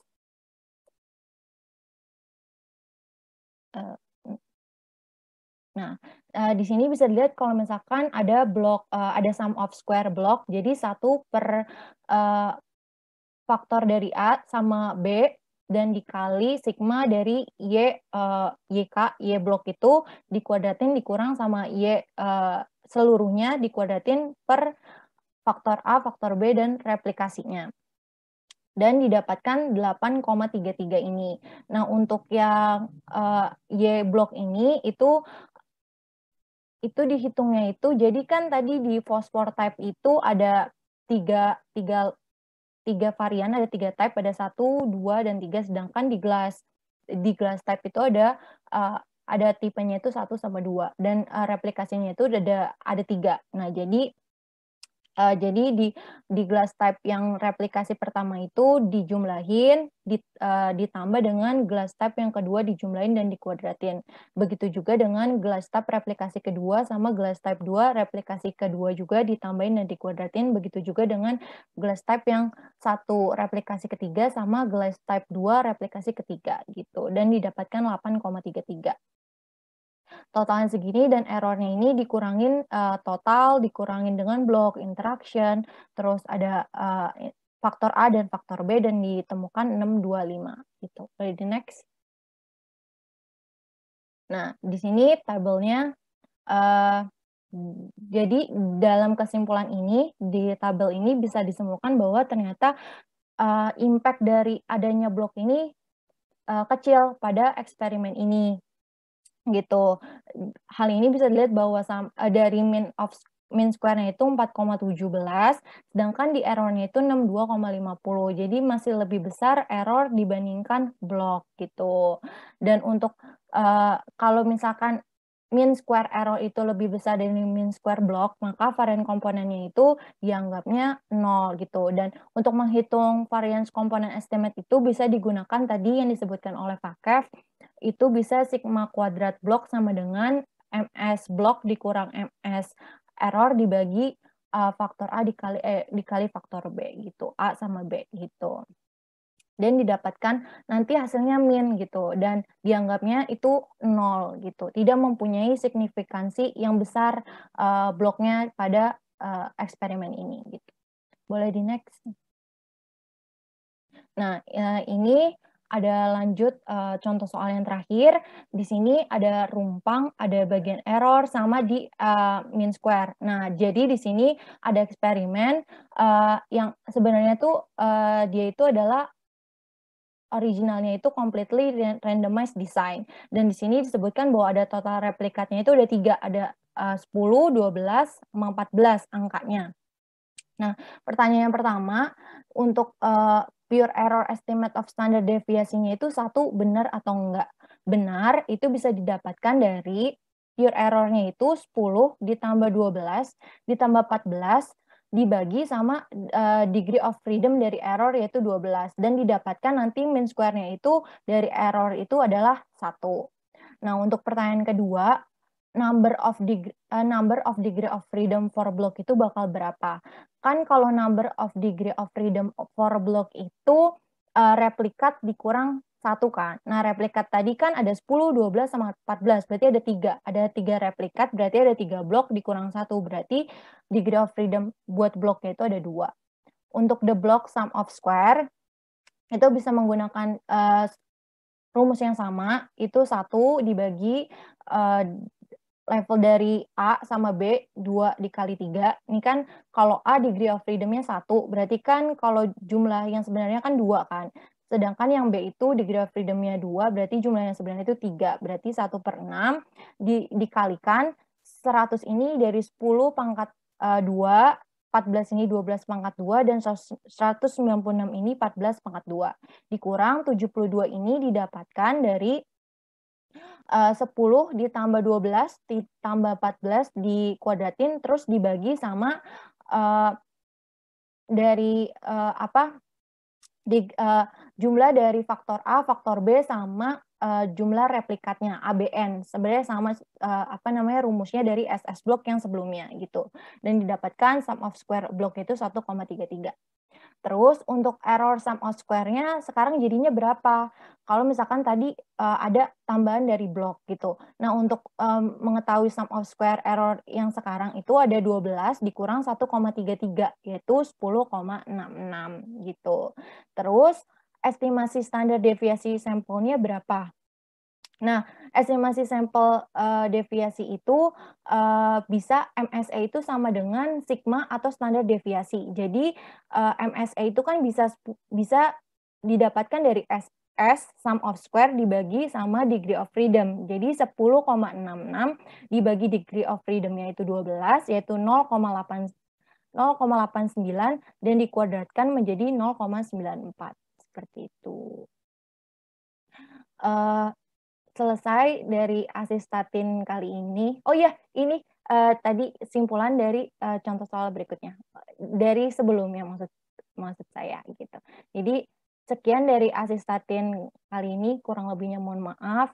Mudah-mudahan bermanfaat dan kalau misalkan masih ada pertanyaan boleh banget ditaruh di spreadsheet yang bakal disebar melalui Akpro gitu. Makasih semuanya.